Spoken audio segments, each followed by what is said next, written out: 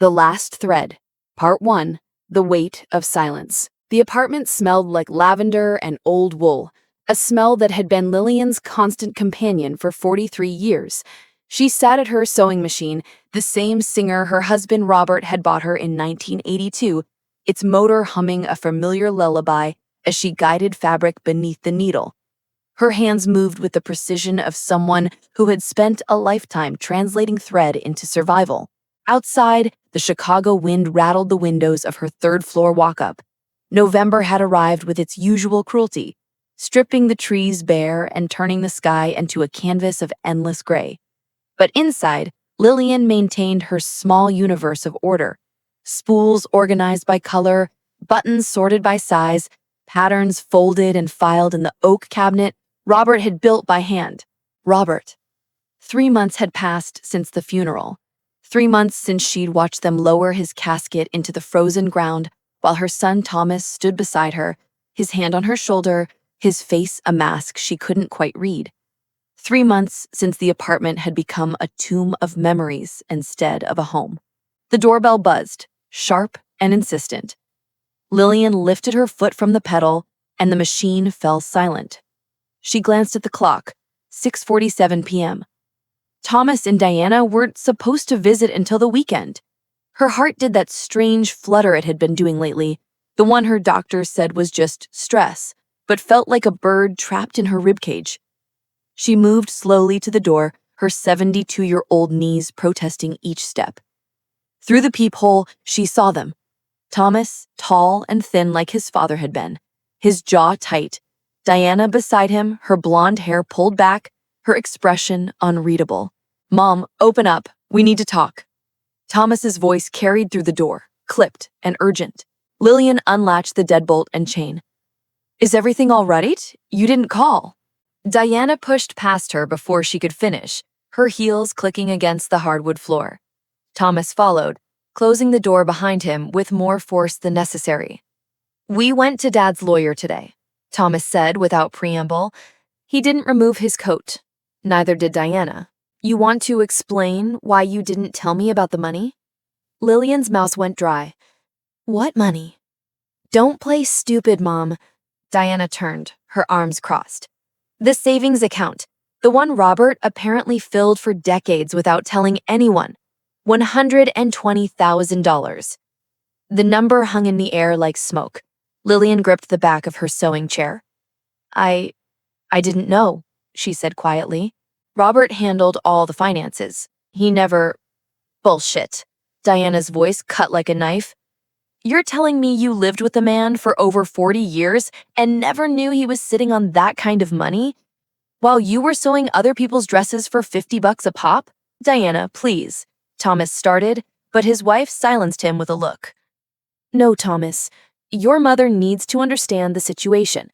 Diana stepped closer to Lillian, close enough that Lillian could smell her perfume, something expensive and sharp.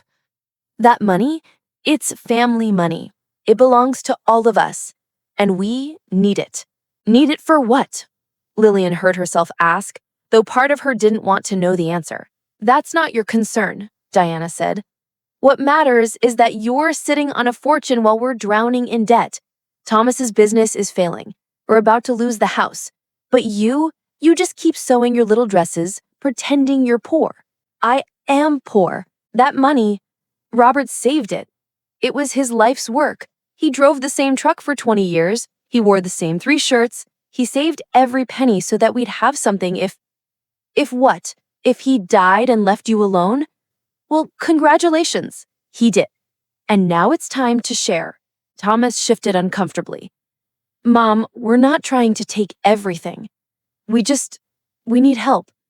The business can turn around if we get an injection of capital. 50,000 would..." 50,000? Lillian looked at her son, really looked at him, and saw a stranger. When had his eyes become so hard? "Thomas, that's almost half of something you didn't even know existed until today." Diana's voice rose. "Jesus Christ, you act like we're robbing you. We're asking for help. From family." "I need to think about it," Lillian said, her voice barely above a whisper. "Think about it?" Diana's laugh was brittle. Sure, you think about it. But while you're thinking, remember that Thomas is your only son, your only child, the only family you have left in this world. And when you need something, when you're too old to live alone, when you need someone to take care of you, who do you think is going to be there? The threat was clear, wrapped in the soft language of concern. Lillian felt something cold settle in her chest. "I'll think about it," she repeated. Diana's eyes narrowed, but Thomas touched her arm. "Let's go. Mom needs time." They left without saying goodbye. Lillian locked the door behind them, deadbolt and chain, and stood in the sudden silence of her apartment. The sewing machine sat idle, the half-finished dress draped across its surface like a question without an answer. She walked to the window and watched them emerge onto the street below. Diana was talking rapidly, her hands gesturing. Thomas nodded, his shoulders hunched against the wind. Lillian had lied. She knew about the money. Not the exact amount. Robert had always been secretive about numbers, but she'd known he was saving. She'd seen the bank statements he thought he'd hidden well enough, heard his late-night calculations, watched him choose the cheaper cut of meat at the grocery store week after week after week. Robert had saved that money for her, for the years when sewing would become too hard, when her eyes would fail and her hands would shake. He'd saved it so she wouldn't have to depend on anyone. So she wouldn't have to depend on Thomas. The realization hit her like a slap. Robert had known. Somehow, her gentle, quiet husband had known that their son would become this person, had known that Diana would sharpen whatever weakness already lived in Thomas's heart. Lillian pressed her forehead against the cold glass and allowed herself, for the first time since the funeral, to cry. Part 2. The campaign. Diana started calling every day. At first, the conversations were friendly, almost casual. "Just checking in on you, Mom." When had Diana started calling her mom? "Want to go shopping this weekend? My treat." The shopping trips became a ritual.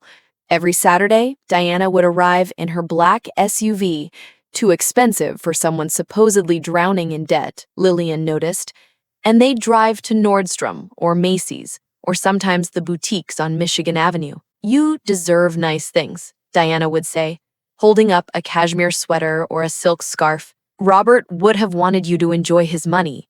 Lillian learned to say yes to small things. A scarf here, a pair of shoes there, because saying no made Diana's smile freeze, made the temperature in the car drop 10 degrees on the drive home. But she didn't give Diana access to the account. "I just need time," she'd tell Thomas when he called, his voice strained. "It's a big decision. Mom, I'm literally about to lose everything. The bank is threatening foreclosure. Do you understand what that means? Your grandchildren—" "You don't have children, Thomas." A pause. "Not yet. But how can we afford to start a family if we're homeless?" Guilt was a familiar weight. Lillian had carried it her entire life. Guilt for not being a better wife, a better mother, for working too much, for not making enough money, for every small failure, real and imagined. Diana and Thomas knew exactly where to press. One evening, 6 weeks after that first visit, Diana arrived alone. "Thomas is working late," she explained, though Lillian hadn't asked. "I thought we could have dinner, just us girls." Diana had brought takeout from an expensive restaurant. Duck confit, truffle risotto, wine that cost more than Lillian charged for a hemming a wedding dress. They ate at Lillian's small kitchen table, Diana talking rapidly about nothing and everything. Her yoga class, a friend's divorce, the new restaurant opening downtown. Then, as Lillian was clearing the plates, Diana said, "I found the perfect solution. You don't have to give us the money." Lillian turned from the sink. "What do you mean?" "Just add Thomas to your account as a co-owner. That way, you still have complete control, but if anything happens to you, God forbid, he can access the funds immediately. No probate, no lawyers, no complications." Diana's smile was warm, reasonable. "My parents did it. It's the smart thing to do at your age." "At my age? You know what I mean. You're 72, Mom. That's not old, but..." Accidents happen. You could fall, have a stroke, anything. And then what? The money would be tied up for months while lawyers sort everything out. This way, Thomas can help you if you need it, and you don't have to worry. It sounded reasonable. It even sounded caring. But something in Lillian's gut twisted. I'll think about it. Diana's smile didn't falter, but her eyes went flat. Of course. Take your time. We're family. We're not going anywhere. After Diana left, Lillian couldn't sleep. She lay in bed, Robert's side still empty, still smelling faintly of his aftershave, though she'd washed the sheets a dozen times, and stared at the ceiling. The word family had become a weapon, wielded with precision every time she hesitated. Family shares. Family helps each other. Family doesn't abandon family. But what kind of family demands? What kind of family threatens? She thought about Thomas at 8 years old, coming to her crying because he'd broken his favorite toy. She'd stayed up all night sewing a replacement, her fingers bleeding from pushing the needle through the thick fabric. In the morning, he'd hugged her so tightly she could barely breathe. Where was that boy now? The answer came with painful clarity. He'd never existed. Or maybe he had, but Diana had replaced him with someone else, someone whose eyes held calculation instead of warmth, someone who could stand in his mother's apartment and talk about her mortality like a business transaction. Lillian got out of bed and went to her sewing room. The half-finished dress still waited, patient and silent. She sat at her machine and began to sew, the familiar motion calming the storm in her chest. She sewed until dawn, until her eyes burned and her shoulders ached. But her mind was clear. She wasn't going to give them the money. She wasn't going to add Thomas to the account. And she was going to find out exactly what kind of debt they claimed to be drowning in. Part 3. The breaking point. Thomas came alone on a Tuesday night in January. Lillian almost didn't let him in. Something about the way he'd press the buzzer, 3 long, insistent rings, set her nerves on edge. But he was still her son. Still the child she'd carried, birthed, raised. She opened the door. He was different. His eyes were red-rimmed, his jaw clenched so tight she could see the muscles jumping. He smelled like whiskey. "We need to talk," he said, pushing past her into the apartment. "Thomas, what's wrong?" "What's wrong?" He spun to face her, and she stepped back instinctively. "What's wrong is that I'm about to lose everything. The house, the business, my fucking marriage. And my mother, my own mother, is sitting on a pile of money and won't lift a finger to help." "I offered to help," Lillian said, forcing her voice to stay calm. "I said I'd give you 10,000. 10,000? His laugh was ugly. "That's nothing. That won't even cover 1 month's mortgage. I need 50. We've been through this." "Thomas, I can't just give you $50,000. That money is all I have. If something happens, what about what's happening right now, to me?" He moved closer, looming over her. Lillian had forgotten how tall he was. "Do you know what Diana said to me last night? She said if I can't get this money, she's leaving. She's going to file for divorce and take half of whatever's left." "Then maybe you should let her go," Lillian heard herself say. The slap came out of nowhere. One moment, Thomas was standing in front of her, his face contorted with rage. The next, pain exploded across her cheek, and she was stumbling backward, her hip hitting the edge of the dining table. The apartment fell silent. Thomas stared at his hand as if it belonged to someone else. Lillian touched her face, felt the heat radiating from her skin. She could taste blood where her tooth hit the inside of her cheek. "Mom, Thomas's voice cracked. "I didn't mean—" "Get out. Mom, please, I'm sorry. Get out." She said it quietly, but something in her tone made him flinch. "Get out of my home and don't come back." "You don't understand." "I understand perfectly." She straightened, ignoring the pain in her hip. "I understand that you came here drunk and angry. I understand that you put your hands on your mother, and I understand that if your father were alive, he would be ashamed of you. Thomas's face went white, then red. Ashamed? Dad would understand that family helps family. He wouldn't hoard money while his son drowns. Your father worked 60-hour weeks for 30 years to save that money. He drove a truck with no heat in the winter. He ate peanut butter sandwiches for lunch every single day. And you know why? Because he wanted me to be safe, to be taken care of, not so his son could bail himself out of bad business decisions and a worse marriage. Diana is using you, and you're so desperate for her approval that you can't see it. Thomas's hands curled into fists. For a terrible moment, Lillian thought he might hit her again.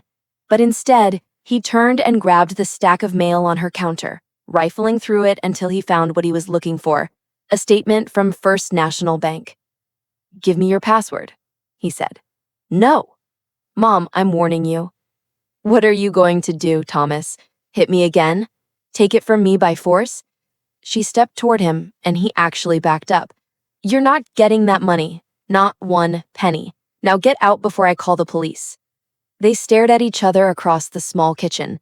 In that moment, Lillian saw her son clearly for the first time in years. Weak, manipulated, desperate. But still dangerous. "You're going to regret this," he said quietly. "I already do. I regret not seeing this coming sooner." He left, slamming the door hard enough to rattle the windows. Lillian locked the deadbolt and chain, then stood with her back against the door, shaking. Her cheek throbbed, her hip would bruise. But worse than the physical pain was the grief that threatened to swallow her whole. She'd lost her husband. Now she'd lost her son. But she still had her dignity, and she still had Robert's money. She wouldn't let them take that, too. Part 4. The Investigation. Lillian started paying attention. She'd spent most of her life with her head down, focused on the work in front of her, but now she watched. She noticed things, like the weekly shopping trips Diana had initiated. They'd started simple, a scarf, a pair of shoes, but over the past 2 months, they'd escalated. Diana would insist on buying Lillian clothes she'd never wear, kitchen gadgets she didn't need, expensive items that sat unused in their packaging. "You deserve it," Diana would say, her credit card already out before Lillian could protest. But Lillian started to notice something odd. The items she agreed to accept often went missing. A cashmere sweater would disappear from her closet. The KitchenAid mixer Diana had insisted on buying vanished from the counter. When Lillian mentioned it, Diana looked confused. "Are you sure I bought that? Maybe you're thinking of something else." Gaslighting. Lillian knew the term from daytime television, from the articles her friend Margaret shared, but experiencing it was different. It made her doubt her own memory, her own sanity. So she started documenting. She kept a notebook hidden in her sewing supplies, a place Diana would never think to look, and wrote down every purchase, every gift, every item that disappeared. She took photos of the items with her phone, a skill her neighbor's granddaughter had taught her, before they vanished. A pattern emerged. Diana bought duplicates of everything. 2 sweaters, 2 mixers, 2 sets of towels. One set would come to Lillian's apartment. The other? Where did it go? One Saturday, Lillian pretended to be too tired for shopping. "You go ahead," she told Diana. "I'm just not feeling up to it today." Diana's disappointment was palpable, but she left. 15 minutes later, Lillian called a cab, something she rarely did given the cost, and gave the driver Diana's address. She'd only been to Thomas and Diana's house a handful of times. It was in Schaumburg, a northwestern suburb with identical houses and manicured lawns. The kind of neighborhood that looked perfect from the outside. The house was empty when she arrived. Lillian had kept the spare key Thomas had given her for emergencies. This qualified. She let herself in and stood in the silent entryway, her heart pounding. She'd never done anything like this in her life, but she'd also never been hit by her own child. Life was full of firsts. The house was pristine. Too pristine. No photos on the walls, no personal touches. It looked like a showroom. Lillian moved through the rooms systematically. The living room, expensive furniture, but nothing unusual.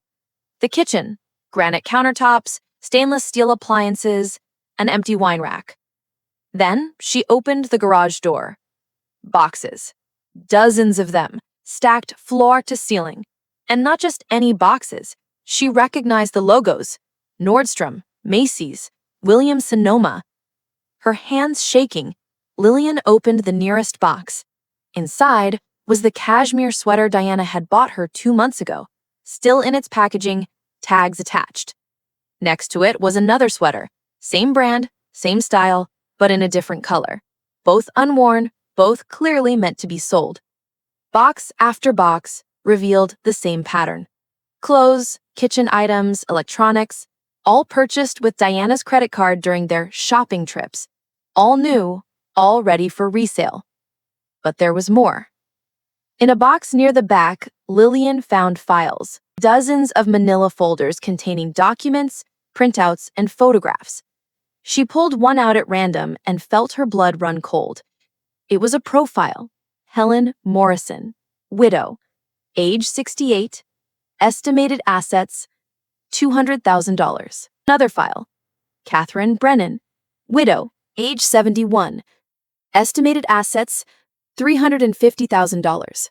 Each file contained detailed information, bank statements, property records, family trees, notes in Diana's handwriting. Daughter lives in California, minimal contact. Son has gambling problem, potential ally. She counted 9 files. 9 elderly women, all widows, all with adult children who might be persuaded to help access their mother's money. At the bottom of the box was a folder labeled Lillian Wagner. Her hands trembled as she opened it. Inside were copies of Robert's death certificate, her bank statements. How had Diana gotten these? Photographs of her apartment building, notes about her routines, and a document titled Legal Strategy, Power of Attorney Petition, Step 1. Mental Competency Evaluation, Step 2. Conservatorship Filing, Step 3. Diana wasn't just after the money. She was planning to take complete legal control of Lillian's finances, and she had done it before. Lillian's phone buzzed. A text from Diana. "Where are you? I stopped by, but you're not home." She had to leave. Now. Lillian grabbed her file and 2 others, shoved them in her purse, and hurried out. She called another cab, gave the driver her address, and sat in the back seat trying to control her breathing. When she got home, she spread the files across her dining table and really looked at them. Helen Morrison, deceased 6 months ago. Death certificate in the file. Heart attack. Catherine Brennan, deceased 3 months ago. Death certificate, fall in home. Lillian felt sick. She called Margaret, her neighbor from 2 floors down. "I need your help. Can you come up?" Margaret arrived 5 minutes later, took one look at Lillian's face and said, "What happened?" Lillian showed her everything. The files, the garage full of merchandise, the legal documents. Margaret, a retired paralegal, read through the papers with growing horror. "Lillian, this is fraud. Large-scale, organized fraud. And if these women are dead—" "I know," Lillian whispered. "You need to call the police. They'll say I stole these files, that I broke into my son's house. You have a key. And this," Margaret tapped the files, "this is evidence of a crime. Multiple crimes. These women trusted their families, just like you trusted Thomas." Lillian thought of Thomas's hand connecting with her face, thought of Diana's cold smile, thought of Robert working himself to exhaustion to protect her. She said, "I'll call." But before she could reach for her phone, someone knocked on the door. 3 sharp raps, deliberate and hard. Through the peephole, Lillian saw Diana. Her face was calm, but her eyes were ice. "I know you're in there, Mom," Diana called through the door. "And I know what you took. We need to talk about this. Just you and me." Lillian looked at Margaret. Margaret looked at the files spread across the table. "Don't open it," Margaret whispered. Another knock. Harder this time. "Lillian, I'm not leaving until we settle this. I can be reasonable. But you need to open this door. Lillian's phone was in her hand. Her thumb hovered over the emergency button. If you don't open this door right now, you'll regret it, Diana said, her voice still eerily calm. You think you know what's going on, but you don't. You're confused. You're an old woman who broke into someone's home and stole private documents. Who do you think the police will believe? Margaret grabbed Lillian's arm. Call them. Now. But Diana wasn't finished. And Thomas? After what you did to him? After you accused him, kicked him out? He'll testify that you've been unstable since Robert died. Paranoid, delusional. By the time I'm done, you'll be in a home and I'll have exactly what I need. Something inside Lillian snapped. She unlocked the door. Part 5. The Reckoning. Diana stood in the hallway, perfectly composed. She was wearing the same expensive coat she'd worn to Robert's funeral, black wool, probably cashmere. Her makeup was flawless. She looked like someone who had never stolen a thing in her life. Thank you, Diana said, stepping inside without invitation. Her eyes scanned the apartment, landing immediately on the files spread across the dining table. I see you've been busy. Get out, Lillian said. Oh, I don't think so. Diana moved toward the table, but Margaret stepped between them. You need to leave, Margaret said firmly. Right now before we call the police. Diana's laugh was light, almost amused. The police? And tell them what? That a confused old woman broke into my house and stole my personal files? Personal files? Lillian's voice shook, but not with fear, with rage. Personal files on 9 dead women? Files containing their bank statements and family information? Business files, Diana corrected smoothly. I'm a financial consultant. Was, before I married Thomas. Those women were clients. Clients who are all dead? Elderly clients with health problems. It's tragic, but not unusual. Diana picked up Helen Morrison's file, flipped through it casually. I helped them manage their estates. Their families were grateful. Were they grateful when you manipulated their children into stealing from them? Lillian demanded. When you bought things on credit and resold them for cash? When you filed for power of attorney so you could drain their accounts? Diana set down the file and looked at Lillian with something like pity. You really don't understand, do you? Those women were sitting on money they couldn't even use. Money that was just going to go to entitled children who didn't appreciate what they had. I helped redistribute resources. I helped families in need. You helped yourself, Margaret said. I helped everyone. Diana's voice remained calm, reasonable. Thomas's business was failing because he's not a good businessman. But he's a good man. Weak, maybe, but good. He just needed guidance, support. The kind of support his mother should have provided.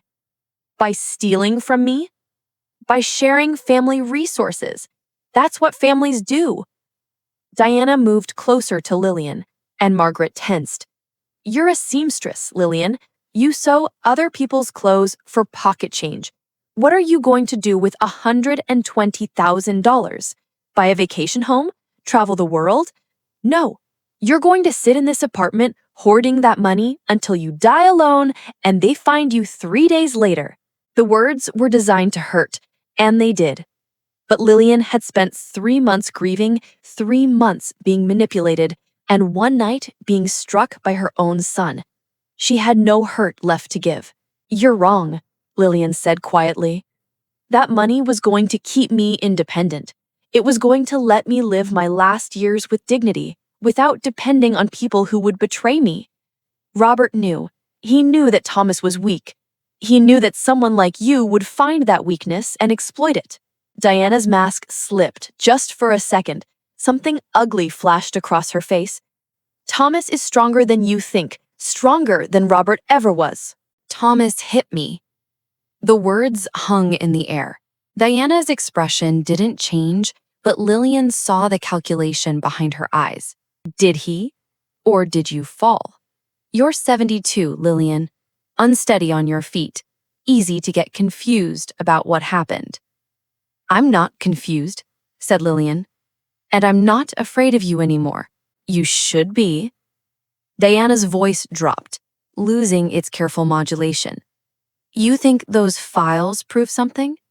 They prove I was good at my job. You think you can go to the police? Fine, do it. But I'll tell them you were senile, that you broke into my house, that you've been making wild accusations since Robert died. I'll have you declared incompetent, and then everything you're trying to protect becomes mine anyway. She has a witness, Margaret said, stepping forward. Me. And I'm a retired paralegal who knows exactly what I'm looking at in these files. So I'd suggest you leave now, before this gets worse for you. Diana turned her cold gaze on Margaret. A witness to what? An old woman stealing documents. That's all I see. A witness to your confession, Margaret said calmly. Everything you just said. About manipulating families, about stealing from elderly clients, about planning to have Lillian declared incompetent. For the first time, Diana's composure cracked. You're lying. I'm a paralegal. Was, before I retired. Recording conversations in Illinois is legal as long as one party consents, and I consent to recording you. Margaret pulled her phone from her pocket, the screen showing an active recording. Every word. The apartment fell silent. Diana stared at the phone, and Lillian watched the calculations run behind her eyes. Fight or flight? Attack or retreat? Diana chose attack. She lunged for Margaret's phone, but Margaret was faster, stepping back and holding the device out of reach. Diana stumbled, caught herself on the dining table, and when she straightened, she was holding something. A knife. From Lillian's knife block, the one Robert had bought her for their 30th anniversary. 8 inches of German steel. Give me the phone, she said. Her voice was perfectly calm again, but her hand shook. Give it to me now, and we can all forget this happened. Diana, Lillian said carefully. Put the knife down. Shut up! The composure was gone now. Diana's face twisted with rage. You ruined everything, you stupid, selfish old woman. All you had to do was share. Just give Thomas what he needed. But no, you had to hoard it all, had to make everything difficult. I'm calling the police, Margaret said, her thumb moving toward her phone. Diana took a step toward her, raising the knife. Don't! The apartment door burst open. 2 uniformed police officers entered, guns drawn. Drop the weapon. Drop it now. Diana froze, the knife still in her hand. I said, drop it. The knife clattered to the floor. Diana put her hands up, her face blank with shock. Behind the officers, Lillian saw Mrs. Chen from across the hall, her phone in her hand. I heard shouting, Mrs. Chen said. I called 911. The officers moved quickly, securing Diana's hands behind her back. One of them picked up the knife with a gloved hand, bagging it as evidence. Are you ladies all right? The younger officer asked. Margaret held up her phone. We're fine, and we have something you need to hear. Epilogue. Threads unbroken. Detective Sarah Brennan, no relation to Catherine, she'd assured Lillian, though the coincidence had initially unsettled them both, sat at Lillian's dining table 3 days later. The files were gone, tagged as evidence, but Lillian could still see their ghost on the table's surface. We've been looking into Diana Mercer for 18 months. After one of the victim's daughters reported suspicious activity, but we could never get enough evidence. Families don't like to admit they've been manipulated. Makes them look complicit. Were they? Complicit? Some knew more than others. Most were like your son, desperate, confused, in denial. Diana was very good at finding pressure points. Detective Brendan paused. She targeted military widows specifically. Women whose husbands had saved their whole lives. Women who were proud and independent, and wouldn't ask for help until it was too late. How many? Including you? 12 women we can prove, probably more. The detective pulled out a photograph. We found this in her storage unit. along with $200,000 in merchandise waiting to be sold. The photograph showed Diana at a conference, standing at a podium. The banner behind her read, "Women in Finance, Empowering Widows Through Smart Asset Management." Lillian felt sick. She ran seminars, Detective Brennan continued, taught other women her techniques, how to identify targets, how to manipulate family members, how to acquire power of attorney. She was franchising it. "What about Thomas?" Lillian heard herself ask. The detective's expression softened. "He's cooperating, claims he didn't know the full extent of what Diana was doing, says he thought she was just helping. Do you believe him?" "I believe people see what they want to see. I believe your son was so desperate to save his marriage and his business that he let himself become a tool." She paused. "But he still hit you, and that's a choice he made on his own." Lillian nodded slowly. She'd pressed charges: assault, attempted coercion. The bruise on her face had faded to a yellow-green shadow, but the memory remained sharp. "The files you recovered were crucial," Detective Brennan said. "Without them, we might never have connected all the cases. You did a brave thing, Mrs. Wagner." "I did a desperate thing," Lillian corrected. "Brave would have been seeing it sooner. You saw it in time. That's what matters." After the detective left, Margaret made tea and they sat together in the quiet apartment. Outside, winter was finally loosening its grip. The first hints of spring touched the air. "What will you do now?" Margaret asked. Lillian looked around her apartment, at the sewing machine, at Robert's chair, at the life she'd built stitch by stitch. "Keep sewing, I suppose. Keep living. That's what Robert wanted." "And Thomas?" "I don't know." The words hurt to say, but they were honest. "Maybe someday, but not now. Not until he's ready to be honest about who he became." Margaret squeezed her hand. That night, Lillian sat at her sewing machine and finished the dress she'd started 3 months ago. It was for a young bride, a girl who'd come to her shop full of hope and dreams, and the kind of innocence Lillian had lost somewhere along the way. The dress was beautiful, layers of silk and lace, tiny pearls sewn by hand, every stitch perfect. Lillian had poured all her skill into it, all her heartbreak, all her stubborn insistence that beauty still mattered, that love still mattered, even when everything else fell apart. When she finished, she wrapped it in tissue paper and called the bride. "Your dress is ready."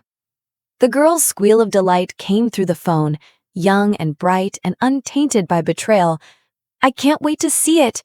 Can I pick it up tomorrow?" "Of course." After hanging up, Lillian sat in the dark apartment and thought about her husband, about the life he'd built for her, thread by careful thread, about the money he'd saved, penny by careful penny, knowing that the world was full of people who would take and take and take if you let them. But Robert had also taught her something else, something she was only now beginning to understand, that dignity wasn't something others could give or take away. It was something you claimed for yourself every single day, in every small choice. She'd claimed it when she refused to give Thomas the password. She'd claimed it when she investigated instead of accepting Diana's lies. She'd claimed it when she opened that door and faced her enemy. And she'd claim it again tomorrow and the day after, for however many days she had left. Lillian went to bed that night and slept better than she had in months. 3 weeks later, on a Tuesday that felt like any other Tuesday, Thomas came to see her. She'd been expecting it, or dreading it. She wasn't quite sure which. The doorbell rang at precisely 3 p.m., and through the peephole she saw him standing alone, his hands in his pockets, his shoulders hunched in a way that reminded her of the boy he'd been. She opened the door but left the chain on. "Thomas, Mom." His voice cracked on the word. "Can we talk? Please?" She studied his face through the gap. He looked older, thinner. There were shadows under his eyes that hadn't been there before. He looked, Lillian thought with a pang, exactly like Robert had after his father died, lost and broken and searching for something to hold on to. "I can't let you in," she said quietly. "Not yet." "I know. I understand." He swallowed hard. I needed you to hear this from me. Diana's going to prison. 5 to 7 years. And I'm going to testify against her. Lillian felt something loosened in her chest. Good. The business is gone. The house is gone. I lost everything. He laughed. But there was no humor in it. Turns out when you build your life on someone else's lies, it doesn't take much for it all to collapse. I'm sorry, Lillian said, and was surprised to find she meant it. Don't be. I did this to myself. Thomas looked down at his feet. I knew, Mom. Not everything. Not about the other women. Not about the full extent of what Diana was doing. But I knew she was manipulating you. I knew the shopping trips were fake. I knew she was reselling the items. And I let it happen because I was desperate and scared. And I convinced myself that you didn't really need the money anyway. You hit me, Lillian said. I know. His voice was barely a whisper. I know, and I'll never forgive myself for that. I was drunk and angry, and that's not an excuse. It's just, that's what I became. Someone who could raise his hand to his own mother. They stood in silence. The chain between them, a physical manifestation of everything that had broken. I'm not asking for forgiveness, Thomas continued. I know I don't deserve that. I'm not asking for money. I got a job, warehouse work, night shift. It's honest. It's mine. I'm seeing a therapist. I joined an AA group, even though I'm not sure I'm an alcoholic, because I need to understand how I let myself become someone I don't recognize. That's good, Lillian said. That's a start. I just wanted you to know that I'm trying, and that I understand if you never want to see me again. But I also want you to know that Dad was right about you. Lillian blinked. What? Before he died, 2 weeks before, he said something to me. We were at the hospital and you'd gone to get coffee, and he grabbed my hand and said, Your mother is stronger than you think, stronger than I am. Don't underestimate her. Thomas's eyes were wet. I thought he was just being sentimental, old, but he knew. He knew that someday you'd have to be strong without him, and he knew you could do it. Lillian's throat tightened. Robert had known, had seen what was coming, or at least sensed it. And he'd saved that money not just to protect her, but because he believed she was strong enough to protect herself. Thank you for telling me that, she said. Thomas nodded. He stood there for another moment, as if hoping she might say more, might offer some small path back to her life. But Lillian stayed silent, and eventually he turned to leave. Thomas, she called when he reached the stairs. He turned back, hope flickering across his face. Keep going to therapy. Keep working. Keep being honest. She paused. And maybe in a year or two, we can talk again. Really talk. It wasn't forgiveness. It wasn't reconciliation. But it was a door left slightly open instead of slammed shut and locked forever. Thank you, he said. And the hope in his voice made her heart ache. Thank you, Mom. After he left, Lillian unlatched a chain and locked the deadbolt. She went to her sewing room and pulled out a box she'd kept hidden in the back of her closet she hadn't been able to look at until now. His watch. His wallet. The flannel shirt he'd worn so often, it was soft as silk. And beneath it all, an envelope with her name written in his careful handwriting. She'd found it the day after the funeral and had been too raw to open it. But now, with 3 months of grief and betrayal and hard-won strength behind her, she felt ready. Inside was a single sheet of paper. My dearest Lillian, if you're reading this, I'm gone, and I'm sorry I'm not there to help you through what comes next. But I need you to know some things. I saved that money for you, yes, but not because I thought you were weak. I saved it because I know you're strong, and strong people shouldn't have to struggle every day just to survive. You deserve ease. You deserve comfort. You deserve to make choices based on what you want, not what you can afford. I also saved it because I'm afraid. Thomas is a good boy, but he's weak in ways that worry me. He needs approval too much. He bends too easily. And if someone with bad intentions finds that weakness, they'll use it. Don't let them take what's yours. Not the money, but more importantly, not your dignity, not your sense of self. You spent 40 years working your fingers to the bone, and you earned every penny of security that money represents. Be strong, my love. Be stubborn. Be exactly who you've always been.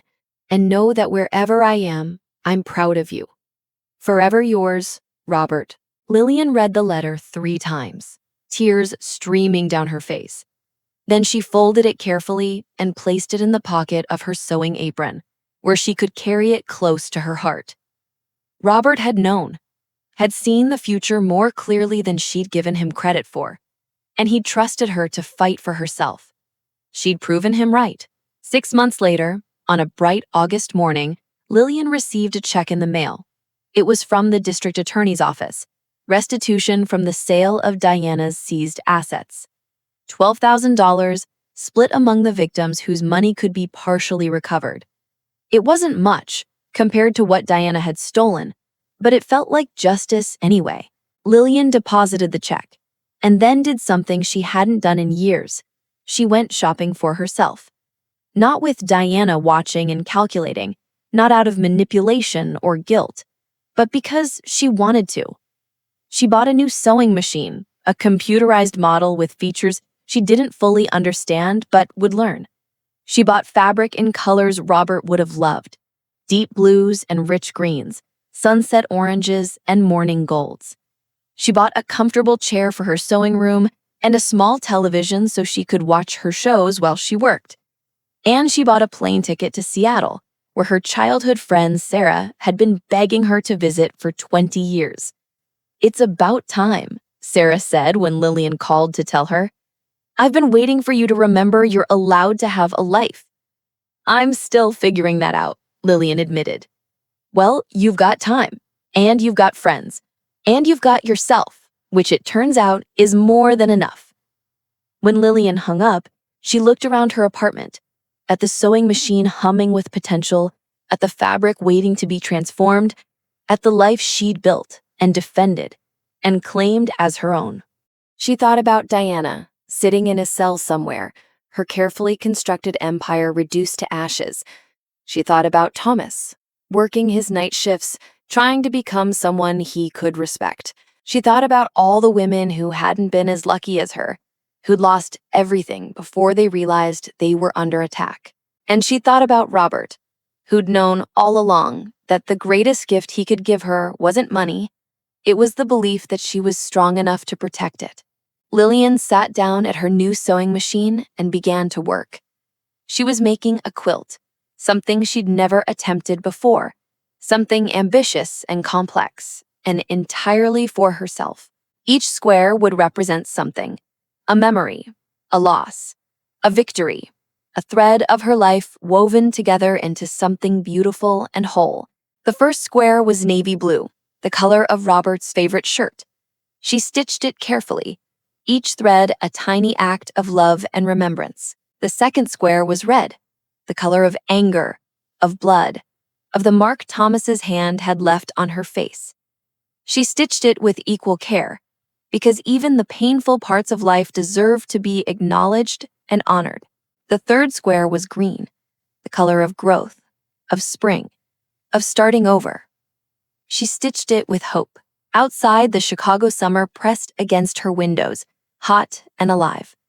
Somewhere in the city, people were being betrayed by those they trusted. Somewhere, the weak were being manipulated by the cruel. Somewhere, the desperate were making choices they'd regret. But here, in her small apartment 3 flights up, Lillian Wagner was sewing her life back together, one careful stitch at a time. She was 72 years old. She was a widow. She was a mother to a son she might never fully trust again. But she was also strong. She was also stubborn. She was also exactly who Robert had believed she could be. And that, Lillian decided as her needle moved through fabric with the precision of 43 years of practice, was more than enough. The machine hummed, the needle danced, the quilt began to take shape. A map of survival. a testament to strength, a declaration that even at 72, even after loss and betrayal, life could still offer beauty and purpose and the fierce satisfaction of knowing you'd fought for what was yours and won. Lillian worked until the sun set and the apartment filled with shadows. Then she turned on the lamp, a new one, expensive, with good light for old eyes, and kept sewing, because that's what survivors do. They keep going. They keep creating. They keep choosing dignity over despair. And they keep their needles sharp, their threads strong, and their doors locked to those who would take what isn't theirs, stitch by stitch, thread by thread. One careful, defiant choice at a time. The end. Moral. Predators don't always come from outside the family. Sometimes they marry into it, whispering promises while plotting theft. But dignity isn't inherited or given. It's claimed in the moment you refuse to be anyone's victim. Lillian didn't just protect her money. She reclaimed her life, proving that strength isn't about never falling, but about standing back up, locking the door and threading the needle one more time. Justice delayed isn't justice denied when you're stubborn enough to see it through.